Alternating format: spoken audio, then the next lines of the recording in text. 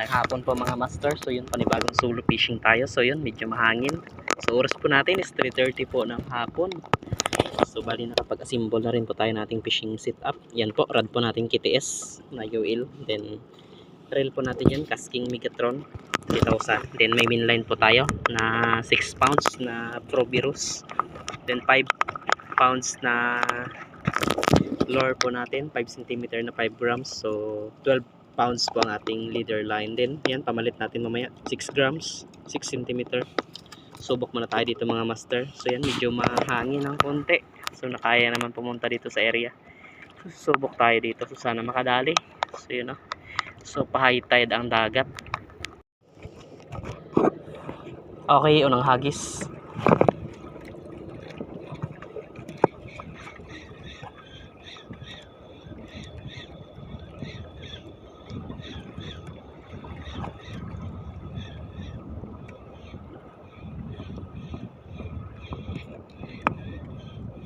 Okay, strike.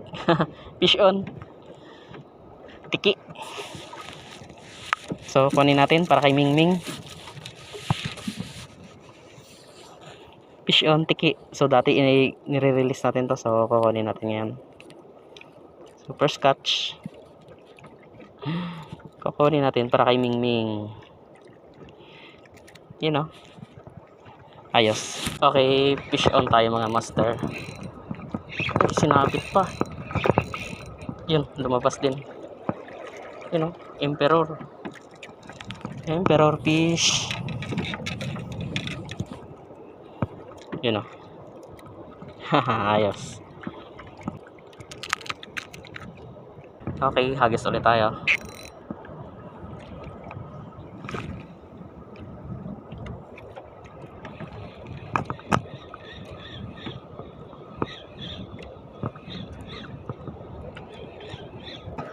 Okay, subok tayo ng soft bait mga master. So jig head natin 5 grams.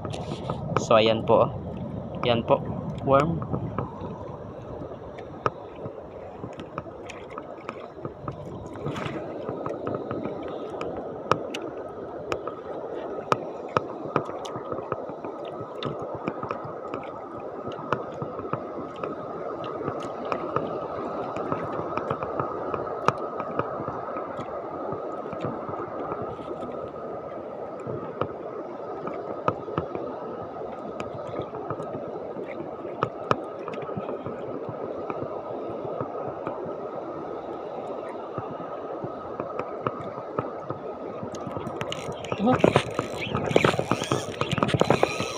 Uy, sumabit.